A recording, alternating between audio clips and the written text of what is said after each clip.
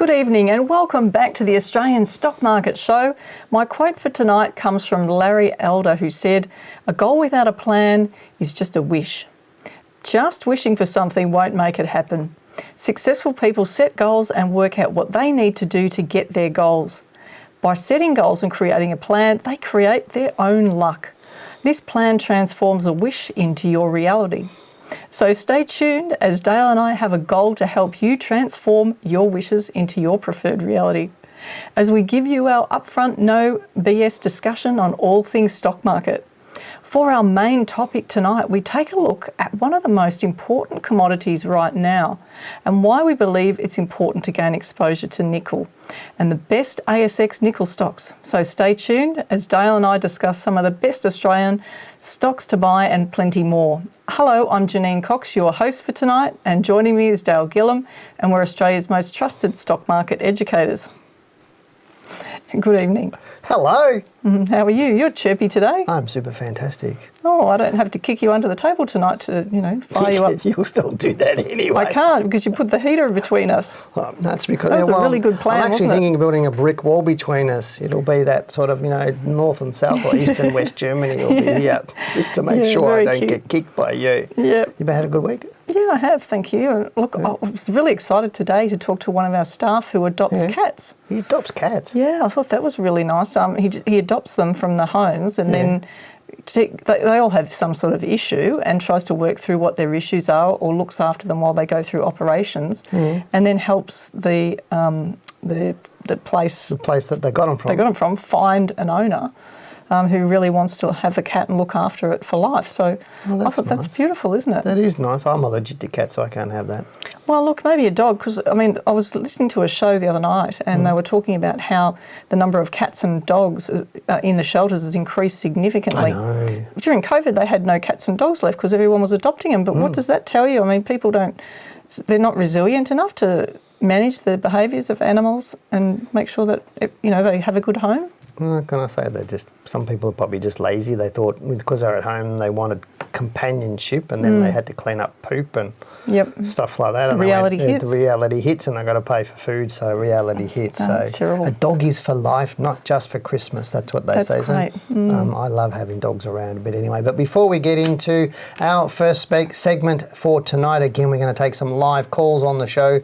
So if you want to chat to Janine and I and ask us a question, then this is your opportunity to pick up your phone right now and call us. Now, the number you need to call is 0392909988. That is 03 for Melbourne, 92909988.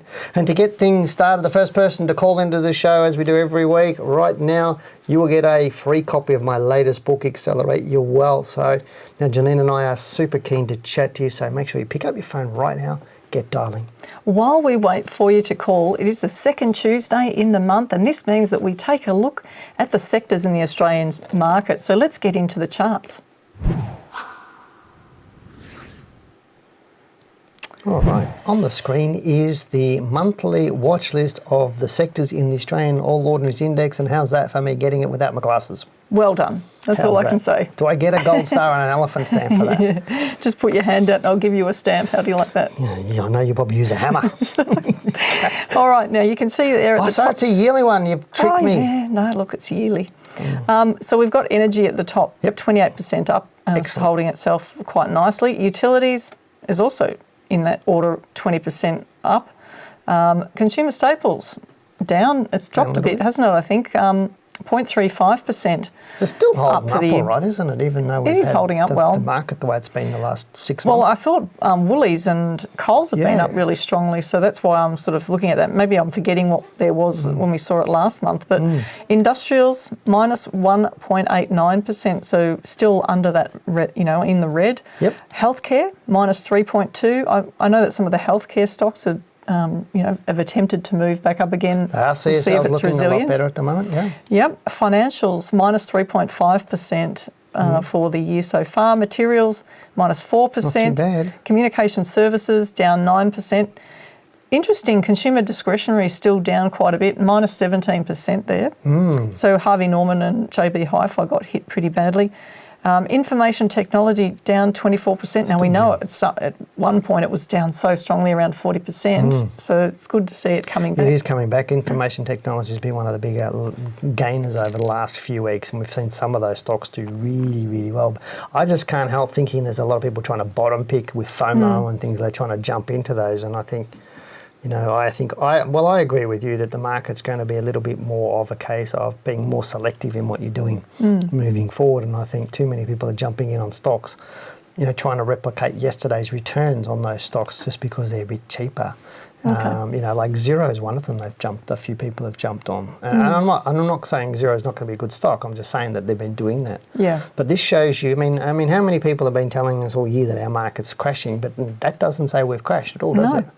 And it doesn't even look like it's crashing. I mean, we did have a really strong rise into it, but our market was more or less playing catch up to what happened during COVID anyway, I think, to a large degree.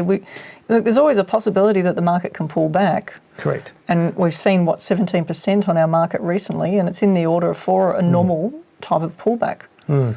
So where are you thinking the market moving on? I mean, obviously energy slowed down a little bit lately. So what sectors do you want to have a look at a chart on? Well, I thought we'd just have a look at the spaghetti chart because we haven't done that for a while. Let's have a look at that. Yeah, so we can see there, if I bring that down, we've got energy at the top, but you can see energy sort of flattening off a little bit now. Utilities, the same sort of thing. It's attempting to come back up again. We're seeing a flattening also with consumer staples there. You can see that flattening effect there. So it may be slowing down the recent rise we've seen. And it seems to be part of the norm for most things, except this information technology we've got at the bottom there, which is looking quite interesting coming off that low. The sort of angles we're looking for, this really steep one in here, which is the, what's that one there? That's materials, is it? I think so, because it's a bit too squashy, so I can't see it. We've just gone off the screen. Okay, so we can see this one here, which is, if it'll just stay on there for me. Oh, that's telecoms. That's Telstra, because we've seen Telstra attempting to move back up. So there's some, something interesting going on there. But we really need to see the sort of uptick in these other sectors, particularly a bit stronger in financials. But we have seen a bit of a recovery in some of the financial stocks, particularly Commonwealth Bank.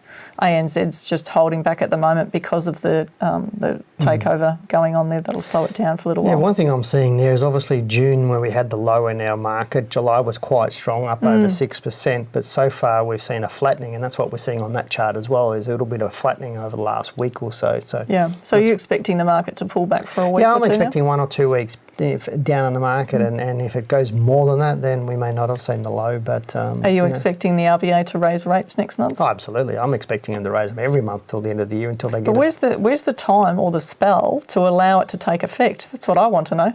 It's not.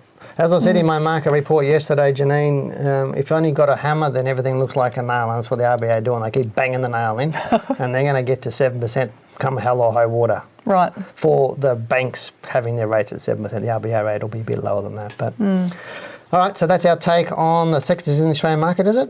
That's all we have now. So that is it, and now let's have a look at our first email for the night. All right, our first email question is from Trish, who says, "Hi, love your show. I could learn so much. Could you please, or could you explain what happened to make the candle wick go so high on MGX on the 2nd of August 2022 at 13.25? Thank you, Trish." Now, she actually sent a chart in, and the chart was CRAP. It didn't have name on it didn't have dates on it didn't have prices on it just showed this big candle on it with the big wick on it, but it's irrelevant. If we look at that chart, I can't see what she's talking about. Well, I guess just to help her thinking through this, first of all, the fact that it's bounced, it's attempting to bounce after this low is a good sign. We just now need to see it moving back up. But on the weekly, it's just been it's really not clear the direction at this point. So, and this reminded me of that session that you did years ago with some of the students, where you showed them a really short-term move on a chart, and people were making decisions based on daily moves. They didn't know it, but they thought everyone voted and said, "Yep, that's going up. It looks strong." Yep. And yet, when you looked at the weekly chart or the monthly chart, it looked terrible. Yeah. So To me, it's obviously when you see a big, large top end of a candlestick, like a big, long wick and a small body, something's caused that. That's what she's asking. And my answer to that is just go to the stock, go to the ASX and look at announcements, because it's possibly there. It could be some sort of announcement that's made it do that, but that's probably where it is. Well, there's the 27th of July, which is that little doji she's talking about. And I can't see that. And the bar after that. But I think the challenge for you is that people often get stuck in candlesticks, and then they're not stepping back and looking at the big picture, because they get so caught up in the short-term movements. Yeah, I see stocks. a lot of people put overweight on candlesticks anyway. Oh, look, I remember when I first looked at them, I wanted to memorise and know every single candle, but then once I realised what was actually out there that I could learn, I just gave candlesticks away. Yeah, okay, but I won't say they're not valuable, but they are. But we do have a caller on the line. Janine, welcome to the Australian Stock Market Show. Who have I got on with me? Yeah, g'day. It's Dave. How are you guys? Hi, Dave. Welcome to Dale and Janine's show. Oh, hang on. Isn't this the Dale, Janine and Dave show? The Dale, Janine and Welcome Dave. back, Dave. Yeah, I'm back. I've turned off Better Call Saul to watch you guys tonight. Thanks, Dave. You got a question for us tonight? I do, about Liontown Resources, LTR. I bought it about 3 weeks ago at $1. Yep. It closed at $1.70 today. I'm happy to hold it long term, but I'm also conscious of taking some profit along the way. Yep. I just wanted to get your thoughts on where you see it heading. Why did you buy it? I seen it on your show about 6 weeks ago, actually, and it was mentioned it'd come back from $2. Yep.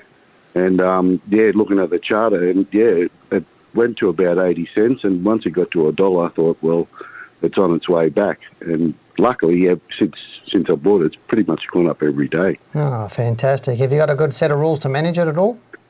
Yeah, well, like I said, I do have rules. My target was $2.50. Yep. I did plan to take, well, I thought I'll take a bit of profit, around about this mark, the $1.70, $1.80. Okay. Was my short-term target. And, I was going to sort of probably take the profit tomorrow, to be honest. Okay, well, Janine's got it up. She's had a good look and she's listening to you, Dave, intently, and she's champing at the bit to tell you her answer, aren't you? Oh, you've got a cough, okay. A frog in my throat. Well, you're just no, excited. I'm fine. I'm fine. It must have been that curry that you fed me. Okay, well, let's get on to Dave's answer. So it's shot off like a rocket. All right, now, I'm excited for Dave. I think well done in actually picking something, because there is a rule there to enter. Yeah. And it's probably about the time when he actually bought that it had been triggered. Okay. This is the rule that people can learn in the Trading Mentor course. Yep. So it's now taken off, and I don't want to talk him out of taking a profit. Okay. Because whatever his rules are, they're his rules, but there is no rule from a technical point of view to exit yet. Okay, so he's thinking 250 is his possible target. And I'm not sure how he's got to 250, but it's above the all-time high. Well, he could be right. If it keeps going up next month, then it's more likely to challenge the all-time high, and then, it's just blue sky beyond that. Yeah. But, of course, it might go up for another week, get a little bit of resistance around here, and then you've just got to watch it carefully, because it can be volatile, this sort of stock. Well, it can be volatile, this sort of stock, but when you're shot up 1, 2, 3, 4 weeks, pretty much straight up, that's amazing sort of a move there, isn't it? If we go from sort of that close of this week down here right up to there, that's nearly 80%, and it was up around 86%. So that's a massive move. So you would think it'd start to take a bit of a breather, and maybe this little bit of indication this week, because if we go down onto the daily chart, you'll actually see a little bit of weakness here today. I just watch it for another few days, but it could be a nice little time for him to take that profit. I don't have any disagreement with you.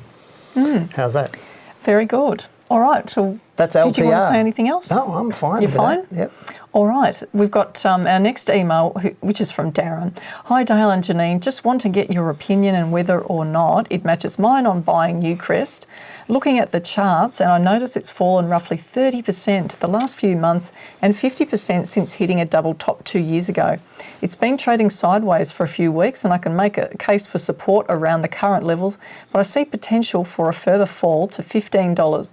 And if things go really bad, $10. I don't own any at this stage, but I'm watchful. It's the kind of stock I'm looking at accumulating over a few years to build a retirement portfolio for an income stream, but also capital growth. Thanks for any feedback, Darren. Great question. Interesting stock choice, though, wouldn't you say? Interesting stock For a choice. retirement portfolio. Yeah, it's to not get one I would income. pick for a retirement portfolio. But anyway, let's have a look at the chart. I think it's a well thought out question, and I love what he's been doing. He's looking at different levels and things like that. So, Yep. so what's your thoughts? Well, it's such a volatile stock, so that's my first thing. Is it fit for purpose? I mean, he needs to set his own criteria and decide what that actually means. Correct, that's true. But But if you look at that, that's the whole history of the stock. And if you look back here, you could actually buy it 2005, which is 17 years ago, for the same price it is today. So is that really a stock you want in a long-term sort of portfolio for retirement? That's a good question. No. But, he's also looked at these levels where it could fall to, and I think that, he's spot on there. If it does keep falling, it could head down to that $15 mark. Yep. Right now, I mean, I don't know where he got the 40% from, though, but it looks like it's fallen around 26% in the last couple of months. Yep. It may now start to make a bit of a move up short term, but it may only be short term. We just don't know yet. So I think it's really early. And just to accumulate stock, it can be an interesting strategy, or you always want to accumulate anything when it's going up and the market actually wants it, so that the value of your investment is rising after you've bought it, rather than you could be risking, like you say, it falling to $10 or $15, and what's the point in buying it then? Yeah, but you got to remember, mining stocks are not necessarily ones that you want to have as long-term buy and hold generally, because they run on commodity prices for large degrees. Yeah. If commodities go off the nose, then the stock goes off the nose, basically. Sure, and look what happened with BHP and even the big miners, quality stocks like that in 2015-16. Well, you want some for a retirement portfolio. You want your Woolworths, your CSLs, your Cochlears, your Wesfarmers. You want those sorts of stocks. You don't necessarily want a stock that's going to be the same price in 15 years as it is today. Well, look, I don't think you'll have any issue with BHP in that regard. No, I don't think you will either, but that's a little bit more diversified than a Newcrest, isn't it? Sure. But anyway, that's all you got to say on this one? That's Newcrest? Okay, wow, geez, that's pretty good for you tonight. All right, our next email is from Freya, who says, "Hello, Dale and Janine. I've been reading a number of books, including your How to Beat the Manage Funds by 20%, she said it quietly wrong, and online and YouTube videos to fully understand the market. Now, I've been watching Australian Ethical for some time, and I think they found an entry point for this stock, but wanted some confirmation or advice, as I'm still new to this. Now, on July the 27th, the chart showed what I believe to be a good entry point, a candlestick pattern. It showed a doji followed by a tall green candlestick, followed by an increase in volume on the 3rd of August. In the last 6 months, the trend appears to be bullish based in the number of green candlesticks compared to the red. The wicks, both at the top and bottom of the candlesticks, are throwing me off, as it looks pretty even for the buyers and sellers. Am I on the right track and reading this chart correctly? My entry point is approximately $6.26 to $6.48 if my support line is correct. Thanks heaps for your kind help. Regards, Freya." Great email, but Very she's relying interesting. heavily on candlesticks, and she shouldn't Again, be. we've got another one. Well, But look, interesting thing is that we've got 1, 2, 3, 4, 5, 6, 7, 8 weeks up. Yep. Now, you would think that after 8 or 9 weeks, the stock's going to start slowing down and possibly come back I would a bit. agree with that, and it already has. The momentum's already slowed on it. We can see that last week and a little bit this week, but we've only got 2 days this week so far. Now, I was a bit confused by this thought about the entry, 626, 648. Were you clear on that in your question? I don't know why she's picked that point, from 626 to 648, because there's not an actual entry at that point. There's no technical entry that I can see at that point. But what she's relying on... Look, it may have been the daily chart, because she's talked about the candlesticks formation. So she's talked about that doji. Yeah. If we just go in here and we have a look on the... Oh, it must have been 26th of July, was it? But I can show you a chart, and I can show you dojis everywhere. They're everywhere on daily charts, yeah. And they're everywhere, and they don't necessarily turn the market or suggest the start of a trend. And that's what a lot of people don't understand with candlesticks. Candlesticks are only very, very short term, about 1 to 3 candlesticks. That's about it. And yes, some of them will turn a trend, a long-term trend, but most of them are very short term. And you can't just use them in isolation on their own. You need to have a lot of other rules around it. So I think she's on the right track. in terms of studying the market and things like that. But I think she's got an over-reliance. I think on it's great that she's studying the bars to understand I where agree. stocks reverse, because it gives you a really good knowledge of how the emotions in the market are and how the psychology is moving the price around. So that's really important from that point of view. But I'd pull back and look on the next time frame up, which is the weekly chart, and see what you can learn from that. It's possible looking at the monthly chart, given it's had a nice bit of a start already off that low, that we could see the price head back up between $8 and $9. It's a real possibility for it right now. But it's fallen 71%. So there's always a possibility of it going down below the $4 mark. Oh yeah, absolutely. And I totally agree with what you're talking about in terms of the chart and how what she's talking about is definitely being on a weekly chart. Because I mean, one of the biggest things we teach people who come to us and they're in love with candlestick charts is, because we ask them, well, what's the probability of that candlestick reversal turning the market? And nobody can tell you. But what we show them is how to ascertain when you've got high probability of it turning the market. Yes. And that's what most people don't do, because you can see dojis and Great point. Dark cloud covers and three black crows and all the different things, haramis and morabozos and all the different candlestick patterns. You can see them all over the chart. But when are they going to turn the market? Yes. That's what most people don't understand and learn, and you need to put that into your trading, and there's a lot more you need to learn, Freya, but I love what she's talking about. Yes, I think she's done a great job. It's a good start. Okay, well, Janine, it's time we get into our main topic for tonight. Now, for all savvy investors, the key to being profitable over the next few years is about being very selective with the stocks you buy. And this will mean being in particular areas of the market you focus on. So tonight we're going to bring you information on one commodity that is heralded as among the biggest opportunities of the current decade and into the next. Now that commodity is nickel. Now Janine, before we get into the serious part, I'd like to share something with you. What do you call a busy, handsome guy? Is this one of your dad jokes? Yeah. So what do you call a busy, handsome guy? And his name's not Dale. Oh, no. I'm going to play along with this. What do you call a busy, handsome guy? Hot commodity. Oh, jeez. Seriously? I could have said Dale. Oh, I appreciate where you're trying to go. You're trying to lighten the mood for me, aren't you? Because I'm just all geared up, ready to get into this nickel stuff, and now you've just changed my whole thought process. Okay, but I get an elephant star for effort, don't I? Yeah, you get an elephant star for effort.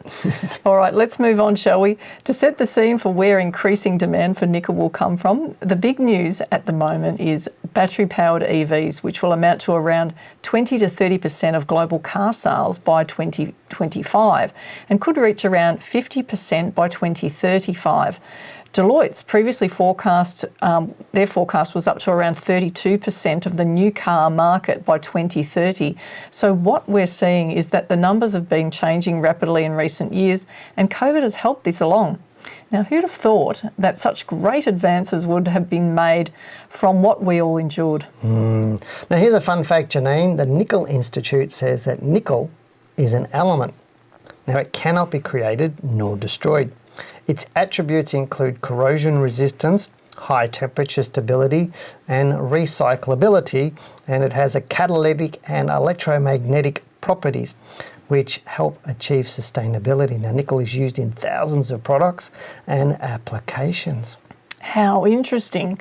All of what we've just said means nickel will be in high demand for a very long time. Now, I'm sure you would all like to know what this means for the price of this commodity, and we want to share our analysis with you.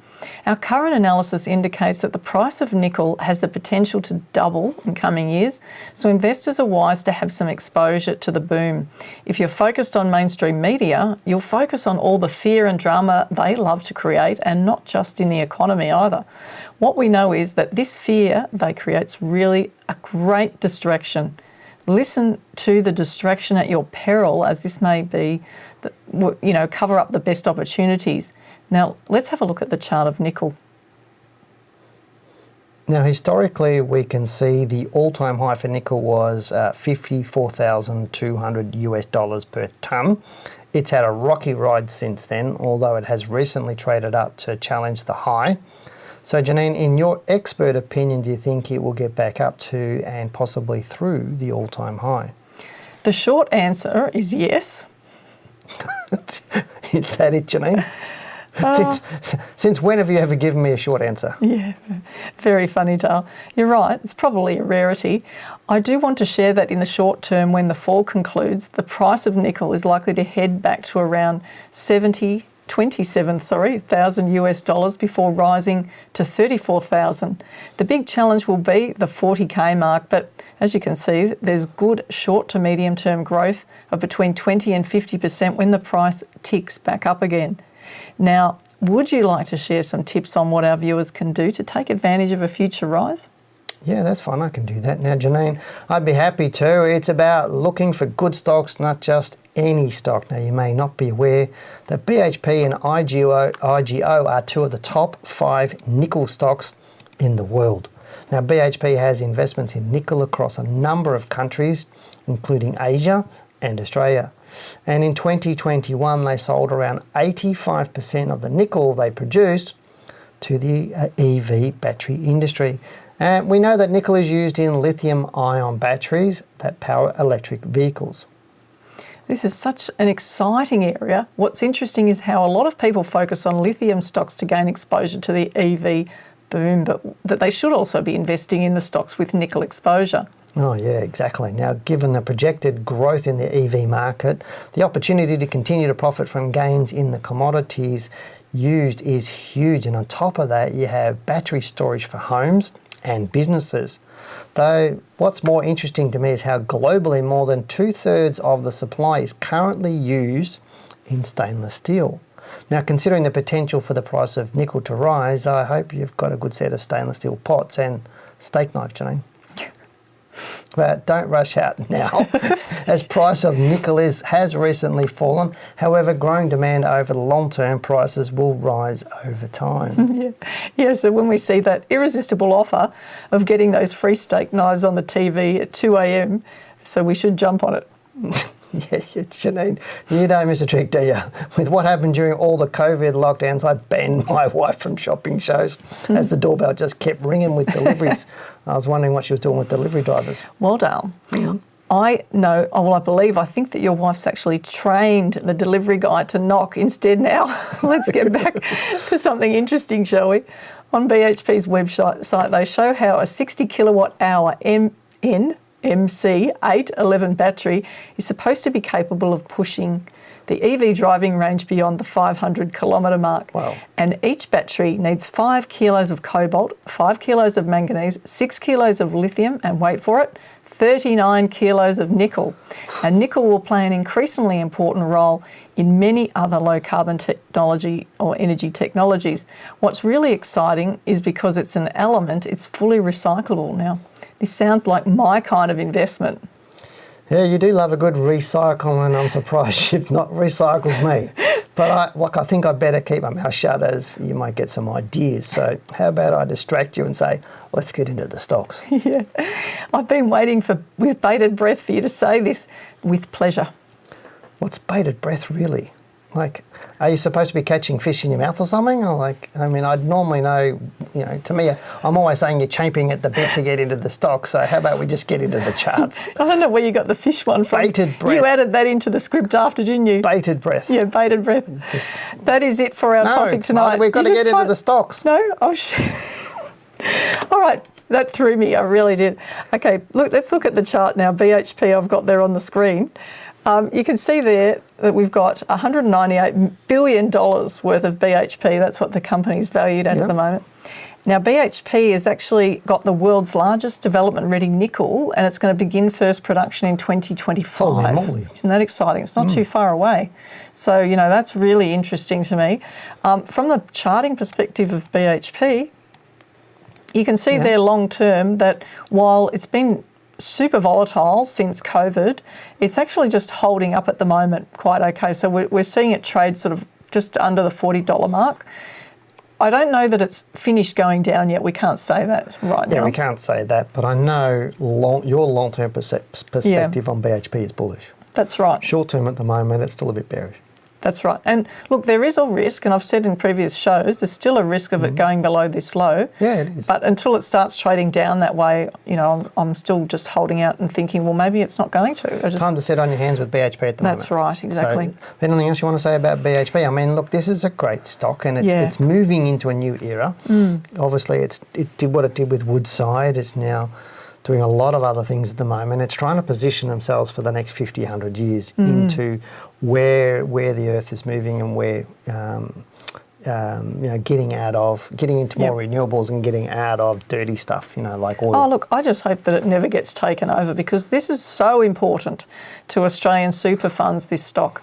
And that should be, as I've banged on about, as Dale will say on previous shows, is that it's so important that we keep a lot of these great big quality stocks on our market. Otherwise, what do we have to invest in for our retirement? People should be investing in Australian stocks, not investing in US stocks. They should be investing in Australian stocks. So to help support them. To help support them. But, they still have to vote with their feet if these things happen, though. Well, they do. Vote in with their wallet first, and then they can vote with their feet second. How's that? Cool. Good.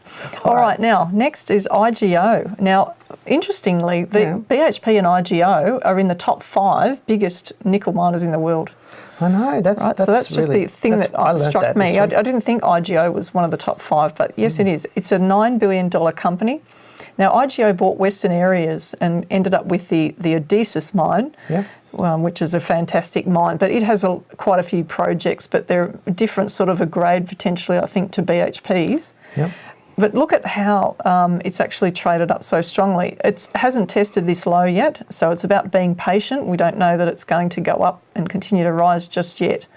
But I think it could be on its way. It does look much better, doesn't it? I mean, obviously, with that huge, steep rise through here, this whole big period here since that low back in, just around the COVID low, basically, what we'll be calling COVID low, shot up. Would you like to expand the chart so we can see the whole thing? Yeah, I can see the whole thing. So, obviously, that big move up since that COVID low and really took off nicely, but it's just easing off a little bit. But I think we're going to see it changing personality, because the more this thing goes on, the more that's going to change its personality from being a typical commodity stock which trades sideways and which are very much a trading stock.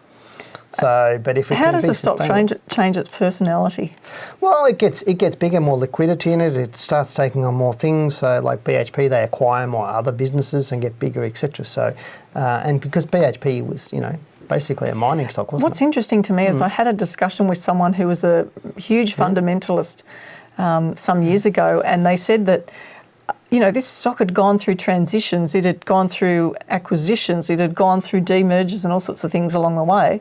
So essentially it wasn't the same stock that it started off as. So they were saying to me, well, how can you use all the data to work out where the stock's going? So I guess that they had never, analysed the stock before to understand that. But you do that, like BHP, if we go back to BHP, it took with BHP, one still shot off from that, BlueScope still shot off from that. There's other companies that have been shot off from that. Obviously, recently, what they got rid of their and yet oil BHP is still doing what it has done over history. But the data, they take that data out of it. It's adjusted data. Yeah, it's adjusted. So they're adjusting it for that stock not being in it anymore. So it's really adjusted. So it just works, doesn't it? But it's more the pattern I'm talking about. Yeah, but that's what I'm saying. It still does work. There's no arguments there, but it really does work. But so BHP and IGO are the top choice because of the size of the companies. So bigger, better. Mincor Resources is another good one. It's still a good sized company, 978 million. Not too bad, is it? Yeah, and it's really hit an important level there, around just under the $3 mark. So I'm just watching to see. We've had a little bit of a sideways move at the bottom. It's moving up to fill that gap there. I still want to see it go up a little bit more and then have another retest because of the volatility of this share and the importance of the level that it's hit. It may just run up and try to challenge that high again and get stuck at this same level here. But that could be a nice little short-term trade for someone if they've got the right rules on it. Yeah, I like that. I do like that stock. And you can see, again, it's the same as the last one, isn't it? The IGO, with this big move up out of that COVID low. And it'll just be settling down into a trend now. But again, probably a little bit too early. In saying that, if it goes below the low of this month's bar, so you can see that on the monthly chart, then I would be really concerned about it going the other way. Yep. Anything else you want to say about Mincor? Look, really no. I just think that I didn't really want to go into any detail about what they're up to. But I guess what I could say Yeah. is that I like this one from the point of view of look how it actually looks like the nickel chart, or very similar to what we looked on at with the nickel chart. And I've said on every show where we've talked about commodities, if investors have, if they're going to have a couple of stocks in a particular area, if you can find a stock that actually replicates the underlying commodity, then if the commodity's going up, it's much simpler to analyse and understand where it's going. So that's what I would add about Mincor. Okay, I like it. I do like it. All right, Okay. then we've got Nickel Mines. Now, Nickel Mines has actually been in the media a bit previously. It's a $3 billion company, so still a nice sized company, but I don't have a lot of data on it. So that's going to work against it in the short term, because to analyse a stock for short term trading, it's fine to have this sort of length of data, but you still don't know where it is in the big picture pattern. So that's the challenge for us there. It could, because it's got some really nice support across here, but it could just come up to about 130, 140 and may get stuck somewhere in that range in the short term. I don't know. It's a bit less clear where that one's going. Yeah, but when you're looking at these now, I mean, obviously people have got to make a decision. Am I going to trade this, or am I going to be investing in this? Am I going to hold this long term, or is this something I'm going to get in and out of and maybe short or medium term trade? Now, looking at this sort of stock, what would you suggest people be doing with that sort of thing? Well, I just think it's a trading stock. I don't think it's a buy and hold scenario. Okay, so more of a trading stock. Just because of the volatility of it.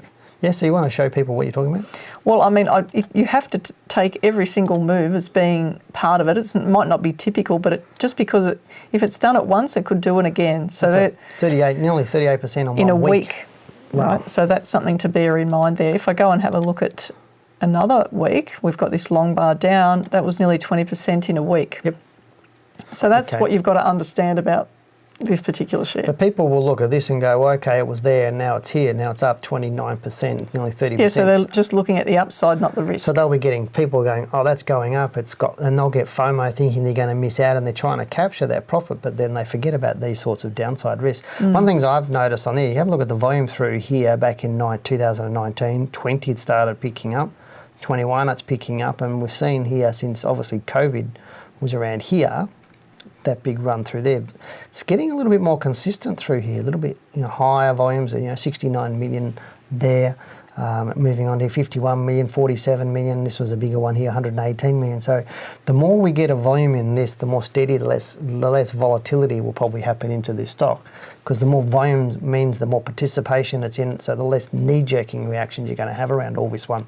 That's why Janine and I constantly say lower liquid stocks, they're much more volatile and harder to trade, but this is really ticking along quite nicely, isn't it? Yeah, look, and I mean, looks like perhaps a trend some line. of the viewers out there may already have some nickel exposure in their portfolios. It'd be interesting to hear about, what stocks that you've got and what you found in your research. Did you want to look at this anymore, or do you want to go to the next one? No, I'm happy. Okay. So now we look at Poseidon. Now, look, I always like to put in something that's smaller just to explain some of the issues there. Now, you can see the liquidity issues with this share, even on the monthly chart. We'll just quickly go to the weekly chart just to get a bit of a different view. Now, it stands out so much on that weekly chart because you can see all of these bars that are really much travelling at the same rate. All of a sudden you get a move up and then you get these bars the same. You get this ugly looking picture when it trades down. Yeah. It just doesn't look normal, does it? I mean, when you're looking at a good quality stock, you don't see the same sort of things happening. But liquidity has increased because we can see the volume of the stock has gone up significantly, like you identified, and this is all related to what COVID hit, and then the race for all of these different commodities happened. So I would just say, looking at the volatility of this one as well, while it goes up, and it went up 65% in a week, the problem you've got is it can go down really quickly too. So from the high here down to that low was 37%. You've just got to assess each stock on its merits, and your portfolio, for the gentleman, for example, who was looking for income over the long term, this would definitely not be the sort of stock that someone looking for income and capital growth over the long term would look for. This is something that if you're I would say a lot of people who don't necessarily have the experience, or they're wanting to punt or have that mentality that they... But most of those people would be jumping in on a stock like this because they're trying to make money because they don't have much money. Yeah. But that's not really the right way of doing it. The least amount of money you have, the more you can't trade stocks like this. You can't think of a stock like this and going, well, I've only got a couple of thousand, so I'll trade this because it's only 6 cents. You know, I'll get more shares. You can't think of it that way because that's not how you trade. Because that's and that 1,000 could have been used in a big quality stock, BHP, whatever it is, at a right time when it's going up.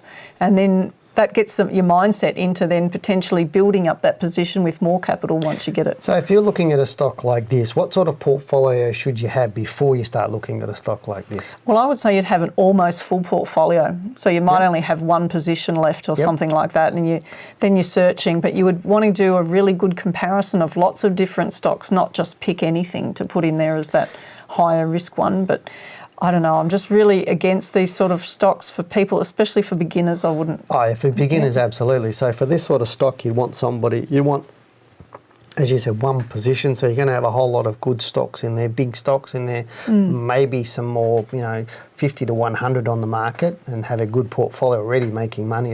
And this is more your speculative type of stock that you might go in as your last position. Because if it falls 37.5%, you've got to ask yourself, what would I do?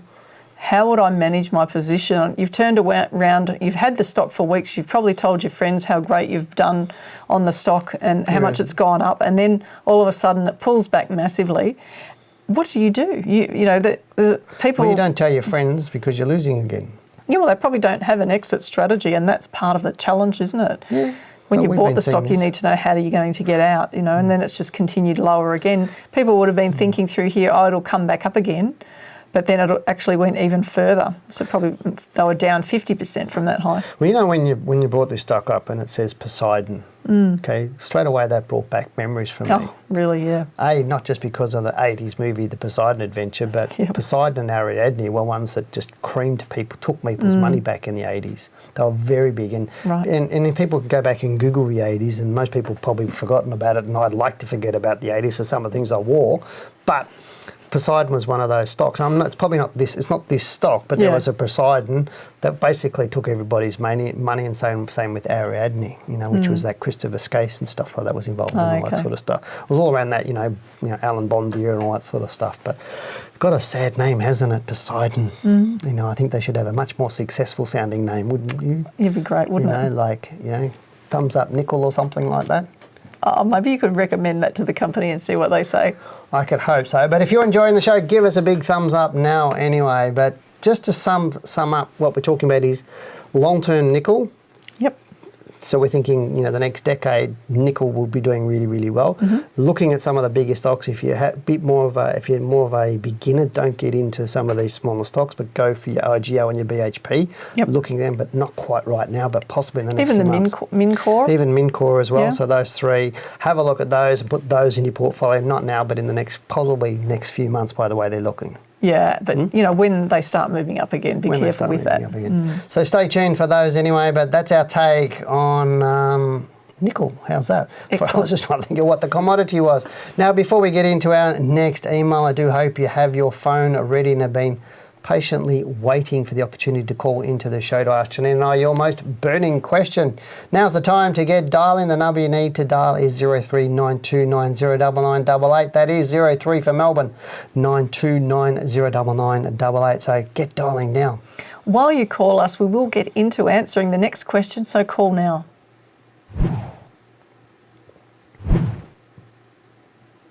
Now we've got a question from Andrew. Hi Dale and Janine, I have a topic you may like to discuss on your show. Stock voluntary delistings. What does it mean for the stock? Why may a company do this, and what does it mean for a shareholder? How can a shareholder trade over the counter for a delisted stock? Does the stock value ever go up after delisting? Sincerely, Andrew. I don't think I've ever bought a stock that way, have you? Well, he's implying that it's something, if it's stock you own, it delists. No, he also said buying them over the counter. Well, yeah, you can buy stocks over the counter because I could buy your stock from you. So let's say you've got BHP and I want it, and you've got some, and you go, oh, look, I want to sell it. No, he's talking about a delisted stock. No, but we can trade. You can trade over the counter in stocks, as long as they're listed. If they're not listed, it makes it a lot more difficult because with the delisting, now there's a few reasons why stocks delist, and some is because the major shareholder, you have stocks where somebody just accumulates so many shares and they get over 90% and they do a voluntary takeover of the rest of them, and then they delist because they don't want to have to deal with the ASX, and they don't want to have to deal with all the reporting that goes along with that. And we've seen that a few times, haven't we? Yeah, in history there's been management buyouts as well of companies. Yeah, management buyouts, and that's a real bonus. But the shareholders in that company then, they still have, every company has to maintain a share registry. It just may not be with a computer share or something like that, or a link, but they also have to maintain a share registry. But if you own a stock that's been delisted, which means the stock market or the ASX is not in the middle, then you have to go through the company basically to organise the transfer. You'll have to find the buyer yourself of the shares that but if you've got them. some brokers would have that. No. They wouldn't have anything to do with it, pretty much. You'd be finding the buyers yourself. So you might go online and say, hey, I've got these shares, anybody want to buy them? And you can organise a deal with somebody and then put it through the company to work out the paperwork that you needed to do, because they've got to recognise the new shareholder. But do they go up after it? Yeah, they do. It just depends on if the if the company's making money, then the share price will go up because it depends on what somebody wants to pay you for. But if its stock's been delisted and you own it already and it's going to be delisted, you'll probably get bought out straight away by whoever the major shareholder is. I don't think you're going to go into a delisting, or you won't go into a delisting without knowing about it. The beautiful thing about buying stocks that are listed on the stock exchange is that the liquidity and the market actually sets the price. Yeah. So anything else you want to add to that? No, I think that's it. Cool, but good question. Well, it looks like we have another caller on the line. Awesome. Welcome. Hello. Welcome to the Australian Stock Market Show. You have Dale and Janine on the line. It's Daniel there, I believe. Is that right? Yeah, that's correct. Hi guys, how are you? Good. How are you? Yeah, very well. Can't complain. Oh, wonderful. And I believe that you have a question and a stock for us tonight. Yeah, so I'm pretty, in the scheme of things, I'm pretty new to trading, and I started at the beginning of last year and was given a nice friendly tip from a mate that I jumped onto without knowing anything, first mistake. And so I've got OEC, Orbital Corporation, and I kind of bought it. My buy price was at 74 cents. It went up for a while and then just started coming all the way back down, and it's not looking good at all. And I've just held on to it because I'm like, I've had it for a while and it's not doing well. And since then I've read Dale's book and put a lot more from what I've got from the book into my trading, like trying to read trend lines and stop losses and all that sort of thing. And I've done so much better due to that. But I just wanted to get your thoughts on this stock in particular. Okay, Daniel, great. Look, thanks for ringing into the show. Really appreciate it. And thank you for your openness and discussing. Nice, yeah, fantastic. Nice. Maybe he's keeping it. Some people keep stocks like this as a reminder not to take tips from friends anymore. Yeah, I think that's a good idea. Because if they haven't, I've got this rule: if they haven't got more money than me, I don't take tips from them. Really? Yeah. Okay, I'll keep moving on. I think so. Let's have a look at the chart. All right. Now, first of all, let's just have a look at that monthly chart first. I know that it looks pretty awful on the weekly, like Daniel said, but, long term, it's really gone nowhere. I don't think we can use most of that chart to tell us really anything much about what's likely to happen in the short term for you, unfortunately. I'm just going to put the crosshair on the chart across here. You can see there that there's a support level where it's come down to. So hopefully, and I'm not saying it will, but let's hope that it might find support somewhere around where it is right now and start moving back up again. But it would need to get back above 30 cents before it's got any hope of a recovery. So that's the first thing. The second thing is here, if we look at the weekly chart, we can see that trend has just been it's trending down. So the weight of the sellers is just so overwhelming, and the price is just continuing to be knocked over. It looked like it might actually have, had a chance to recover here, but not. So the short-term analysis is also indicating that it's slowed down and it may start to move back up. In the really short term, I'd want to see it get above 24.5 cents. Then it's just a day-by-day, week-by-week proposition. We'd think it's done probably 90% of what it's going to fall, wouldn't you? In sort of the whole distance, not 90% from a price. I'm talking about if it was going to fall $10, it's fallen $9 at least. Yeah, but look, I mean, we've seen stocks that were trading at 20 cents to trade at $2 and then 20 cents and then trade at 2 cents. Yeah, correct. They can do that, but you'd think it is slowing down at the moment. So I think maybe it might find its bottom pretty soon. So, but it's a nice one to keep on your list anyway, just to remind you not to take tips from friends. It's great that he's read the book and he's doing well with the other stocks he's got. I think that's really good. But my biggest tip is don't take tips. Anyway, we do have another question. This one is from John, who says, "Hi Dale and Janine, I've been watching the show for the last 6 to 9 months and have read your second book. Now, I appreciate the knowledge you have shared. I would like to get your thoughts on whether I should sell my profits on FMG, purchased 800 shares at $15.05 and add to my current position with BHP. I purchased 300 shares at $42.50. Now, I'm thinking FMG is more of a short to medium play and it's been coming off a bit lately. I'm more of a long-term investor and I'm thinking BHP is a better option considering the dip recently and its position in the market in general. Keen to get your thoughts. Thanks, John." Look, I'd actually suggest, first of all, that he look at some of our previous shows where we talked about BHP and the commodity stocks, because we often talk about FMG on shows as well. But we did say previously that if FMG, and I'll just go to the charts just quickly, if FMG takes out that low in July, then it's more likely to keep going down and take out the low on the week ending 29th of October 2021. Yep. But for the last few weeks, it's been trying to push higher. So, if for example, I bought this stock, I would be giving it an opportunity to see if it actually can move up. Well, he owns it. I know he owns it, but it's up to him really what he chooses to do. But you're going to educate him on that in a minute, aren't you? I'll educate him. Yep, I'm going to educate him. Yeah, so, but it could rise up in the short term and challenge a bit of resistance up here. But like I said, if it falls down and heads below this low here. Yeah, but it's not about that. He's saying he thinks that BHP is better long term than FMG, and I think but how do you tell? You can't do that. How do you tell right now? I mean, look at the two stocks; they're both down. Patterns on FMG, Rio, and BHP are very similar. You and me couldn't tell that, so therefore, I think that's wrong thinking. And the second thing is he's got two positions at roughly the same amount, and he wants to sell one and double the other one. And I think that's terrible. Right. It's just not on. So it's not good money management? No, it's not good portfolio management or money management. So I disagree with you, mate. But look, they're both great stocks. But yeah, you can't tell what you're talking about. But Janine, we do have a live caller on the line. Welcome to the Australian Stock Market Show. You're on with Dale and Janine. Who have I got on the line? Yeah, it's Singh here. Good evening, Singh. Thanks for being on our show. You've got a question for us? Yes, I was looking to get into Alcidian ALC. But every time I'm trying, it's just moving up and up. So could you do a research? When can I enter that stock? So you're saying you don't have any rules about entering the stock?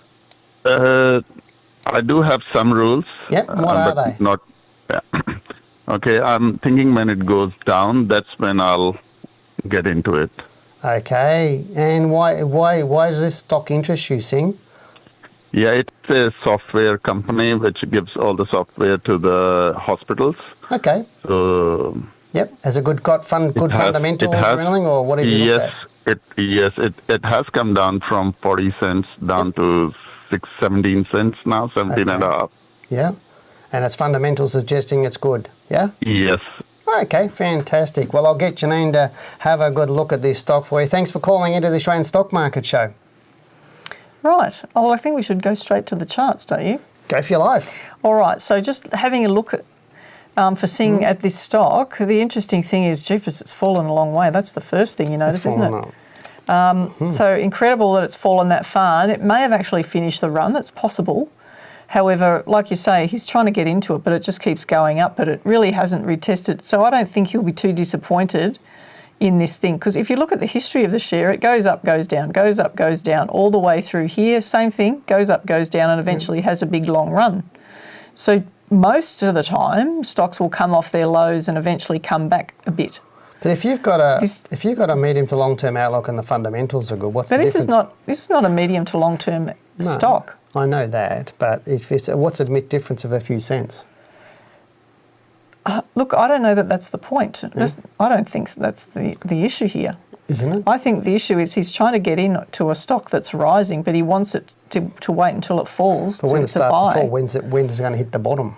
'Cause it could That's fall all right. the It way could through fall, that. but where do you buy it? What, Where at do a you price buy it? point? That's Yeah. where a lot of people try to buy it once it's a bit cheaper, because he probably had in his mind a price that he would like to pay.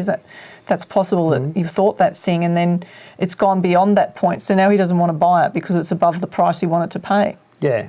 And then buying it on the way down because you don't know if it's going to go through that. Well, I can see some low. resistance for this one at around 18 cents anyway, somewhere about there in the short term. So I think it could be heading to a point, 18 to 20 cents, where it could just peak out and may give us a test of that high. All right, so we won't see until we see it starting to move down, but don't jump into it because it's moving down. That's what you're saying. Well, it's up to him where he buys it, because he I could. know that. He's responsible. Yeah, he's responsible, but he could buy it as part of this run, and But then if it he just loses turns money, and he comes goes, back Janine's down. told me. No, he won't. No, he won't. All right, is that all for ASC? Can I move on? Is that okay? Okay, yes, I've got permission. All right, now we've got a question from Danny who says, "Hi Janine, love your show and the great insights you both give on ASX stocks. I had some amount invested in BRN and have been following it for some time and looking forward to investing more in it. I'd love your opinion on it. Kind regards, Danny." I was looking at BRN the other day. I think this looks interesting. It does look interesting. I was looking at it the other day. Yeah.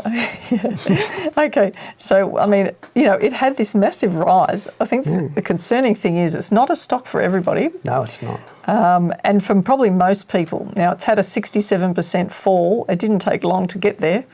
And this is a stock that's going up in elevators and down in elevators by the look of it. No, It's just come off that bottom.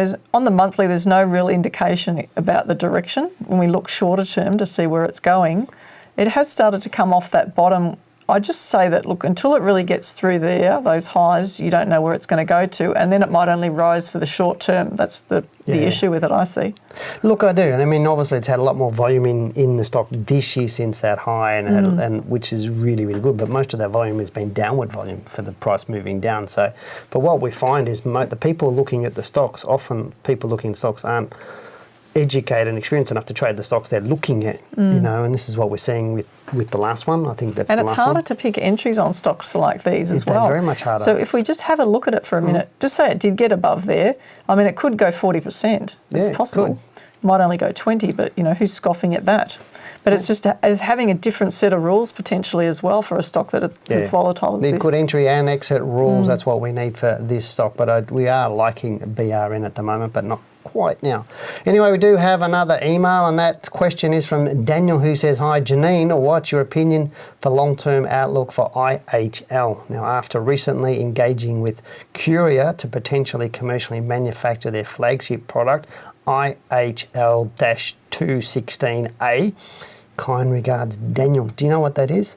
That is cannabinoid oil type. That's cannabis type product. Okay, I think it looks awful. I know, it looks crap. Is the bottom line. But it's a growing industry, and I think it's going to continue to grow, but the stock looks crap. Is that what you're saying? It looks terrible, yes. Yep, okay. That's my short answer. Is that all we need? Another short answer? Would you like to submit yours? No, I just said CRAP. Okay, anyway. so do you think that it could go up in the short term? Well, at the moment, it doesn't look like it. It's had a bit of a jump because obviously this jump here last week, that is all because of that announcement of the other company doing the manufacturing. And that's because people watch announcements and things like that, and they jump on things thinking it's going to go through the roof, but doesn't mean it's going to do that. Sure. Because at the end of the day, it's fallen from that top here back at March this year. So when it's fallen 75% in March. So that's not a stock that I want to be in at the moment. So anyway. Okay, great. So the next...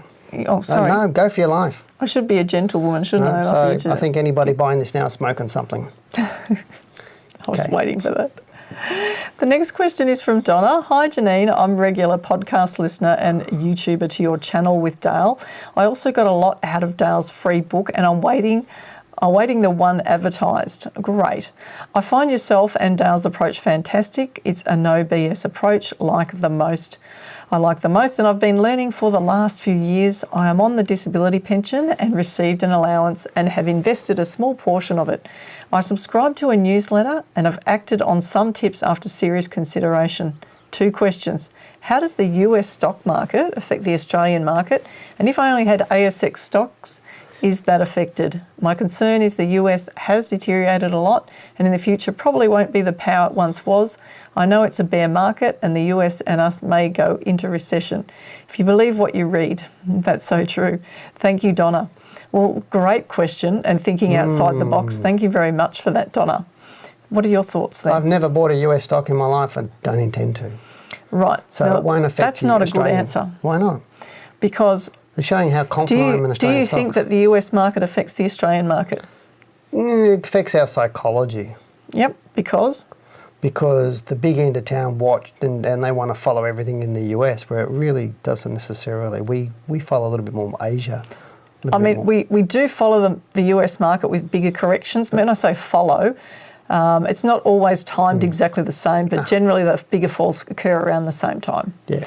But the US can have something going on there that affects, say, their tech stocks, which are the heavyweight and financial stocks in the US market, that doesn't necessarily affect our stocks in the same way, because as we saw when the tech sector collapsed, we only had about 3%, I think, at the time in the tech sector, whereas our exposure is largely the commodities and financials, is about 40-something% of our market. So, it doesn't always happen the same way, Donna. I just think that if you've bought good stocks in Australia, pay more attention to what the companies are doing rather than what the media is saying about what's happening in the US. Stick with Australian stocks and you'll be And fine. long term, the US market's going to turn around and go back up anyway. Yeah, don't worry about the bear naysayers in the US.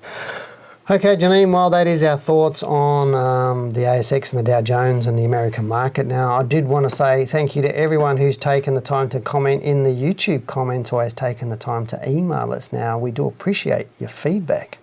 You have been asking us questions, and each week as we ask you for your thoughts. Last week we asked, what tip would you or have you given to a good friend about what to do before investing in the stock market?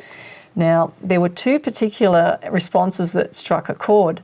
Hazel, I love that your daughter's curious about the stock market. That's one thing. And Hazel wrote, my daughter wanted to know. I told her to get Dale's book and read it several times, then buy the second book, all the time watch the shows and go mad with charts and trend lines for a while, then do the course. Sounds like I'm just wanting a mention, but I mean it. Not doing the course right now, but will in a few months. If more parents, I should say this is coming from me now, but if more parents educated their children in proper investing techniques, so many more people would actually reach their goals sooner. We particularly like that you set a path for her, and we look forward to seeing how you both progress. I'm looking forward to supporting you when you do the course. Now, the second comment we chose was from Aidan, who said, the advice I would give is think about why you're investing, what are your goals, and you only know what you know. This is great advice, I think, Aidan, and particularly that the last point raised is the key. It really is important to work out what you do not know early on, because the stock market is about a transfer of wealth from the uneducated to the educated. Thanks everybody for their comments on that. I think there were some ripper comments. I know there was a few people saying buy my book, others saying just do Dale's course or did the Wealth Within course, blah, blah, blah. But go and have a read of last week's comments on last week's video. All right, this week's question is, get ready for this. Got the drum roll happening? Do you believe that BHP's share price will rise to a new all-time high next year, and why? If not, also state your reasoning. I think we'll get a great response from that one. I think there's so many people interested in BHP, so give us your thoughts. So get typing and write your answer below this video in the comments section. If you're listening to us on a podcast, you can still send us an email with your answer. Before you do, give us a 5-star rating and review on whatever podcasting app that you're using. Now, if you've enjoyed tonight's show, then give the team a big thumbs up. That means go below and click the like button underneath our video to let us know that you've enjoyed the show. If you want us to answer your questions, then watch our show next Tuesday between 7 and 8 p.m. Pick up the phone and give us a call, as we'd love to chat with you. We don't bite. So if you're not able to watch live, you can email your question ahead of the show. You do this by sending your email to info@wealthwithin.com.au, and remember to include Wealth Within Live in the subject line. Okay, we really appreciate your support to the show, and you can show yours by subscribing to our channel and hitting that subscribe button now. Well, that is it for tonight's show. We do hope you enjoyed what we presented tonight. We've so enjoyed receiving all of your emails, and thank those who called into the show. We love the opportunity to chat with you personally. As always, thank you for joining us, and we hope you have a great week. But for now, goodbye, good luck, and good trading. Bye for now.